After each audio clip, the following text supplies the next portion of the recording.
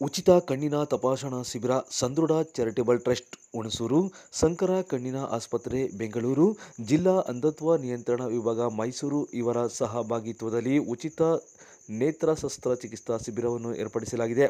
ದಿನಾಂಕ 18/6/2024 ಮಂಗಳವಾರ ಬೆಳಗ್ಗೆ 9 ಗಂಟೆಯಿಂದ ಮಧ್ಯಾಹ್ನ 1 ಗಂಟೆಯವರೆಗೆ ಹುಣಸೂರು ಎಚ್ಡಿ ಕೋಟೆ ರಸ್ತೆಯಲ್ಲಿರುವ ಡಿಡ್ಸ್ ಸಂಸ್ಥೆಯ ಆವರಣದಲ್ಲಿ ನಡೆಸಲಾಗುವುದು.